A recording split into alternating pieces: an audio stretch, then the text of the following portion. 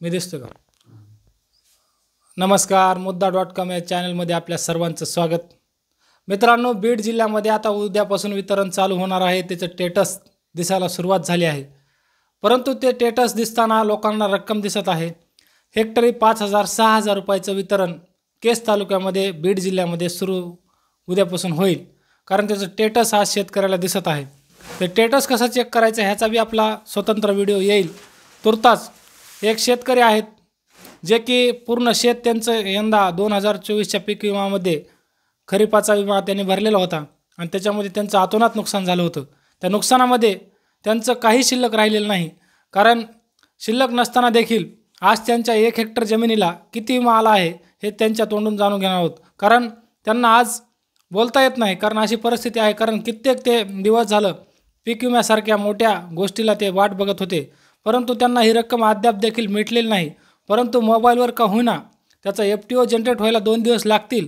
परंतु आज त्यांच्या जी काही रक्कम त्यांना 1 हेक्टरमध्ये 6,000 रुपये मिळालेले आहे, ते 6,000वर समाधानी आहेत का, पहिले त्यांना किती रक्कम भेटत होती हेच या व्हिडिओमधून जाणून घेणार आहोत.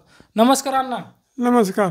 तुम्हाला मोदीच्या काळामध्ये रक्कम व्यवस्थित भेटली का? 6,000 रुपये रक्कम दाखवत आहे तुम्हाला. 6,000 रुपये रक्कम आली आता तुम्हाला. बरं. मग ते 6,000 रुपये रकमेत भागल का तुमचं? नाही. पहिले तुम्हाला किती पैसे भेटत होते अण्णा? पहिले मला 40,000 विमा आलता. मला कधी आलता तुम्हाला 40,000 विमा? माग म्हणजे 2018-17 मध्ये. हो हो, त्या काळामध्ये तुम्हाला विमा आलता, म्हणजे मोदीच्याच काळामध्ये आलता. बरोबर.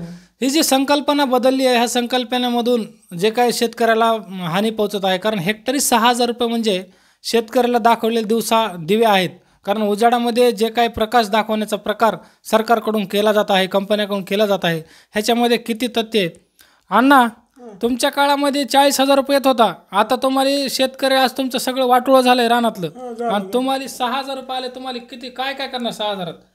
6,000 रुपयात काय होणार आहे तुमच्या रानात आता? नाही, काय होऊ शकणार नाही. तुम्ही काय काय म्हणणं आहे सरकारकडे तुमचं? सरकारला काय सांगणार तुम्ही? सरकारला माझं एवढं सांग ना, माझा योग्य मोबदला मला देणं. योग्य मोबदला दिला पाहिजे. कारण बघा, हे रोष आणि ही आत्मीयता शेतकऱ्याची, कारण शेतकऱ्याचं पूर्ण नुकसान झाल्यामुळं केस तालुक्यातील हा शेतकरी आहे आणि ह्या शेतकऱ्याचं वय पूर्ण झालेलं असून, कारण ह्या वयामध्ये 85 वयामध्ये आज बी काबाड कष्ट करून शेती करणारा हा शेतकरी, ह्याच्यामध्ये शेतकऱ्याचं किती अतोनाट नुकसान झालं आहे. तुम्हाला बाकीचं जे आज नुकसान झालं आहे त्याचं हे नुकसानाचं काही आतापर्यंत समाधानकारक नुकसान भेटलं नाही म्हणताय. मग ह्याच्यामध्ये तुम्हाला ही रक्कम तुम्हाला परवडनेबल आहे का? तुम्हाला म्हणजे समाधानी आहेत का रकमेवर? आताचा का? आताच्या रकमेवर समाधान नाही. कारण हे जे रक्कम भेटली मित्रांनो, ह्या रकमेवर कोणीही समाधान नाही.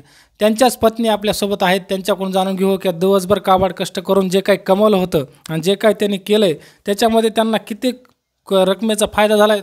तुम्हाला आज 6,000 रुपये आले, त्याच्यामध्ये तुम्ही समाधानी आहेत का? समाधान कशीच आहेत. आमच्या रानात काँग्रेस काही माल निघाला नाही, काही नाही. आमची रडायची वेळ आली आहे. बघा शेतकरी मित्रांनो, हे जे चाललंय 6,000 रुपयामध्ये काय होतं हो? 6,000 रुपये रक्कम देऊन शेतकऱ्याला जे नासवायचं काम या सरकारने आणि कंपनीने चालवलेलं आहे, हे जे आसूड उगवलेलं आहे, हे जे शेतकरी आहेत, ह्या शेतकऱ्यांच्या डोळ्यामध्ये बघा, ह्या शेतकऱ्याच्या डोळ्यामध्ये बघितल्यावर तुम्हाला लक्षात येईल की शेतकऱ्याची दाहकता काय आहे.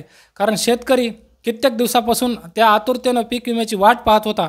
परंतु त्या पीक विम्याचं ज्यावेळेस काही भांडं फुटलं, त्याच्यामध्ये लोकांना वाटत होतं की हे पीक विमा शेतकऱ्याला कुठंतरी तारेन. परंतु 6,000 रुपये आणि 5,000 रुपये जर रक्कम शेतकऱ्याच्या खात्यात वितरित होणार असेल तर ह्या रकमेतून शेतकऱ्याचं किती भलं होणार आहे हेच आपण हे सगळं जाणून घेतल्यानंतर वाटतंय. तर तुम्हाला काय वाटतं ह्या प्रतिक्रिया आम्हाला कमेंटद्वारे कळवा. धन्यवाद.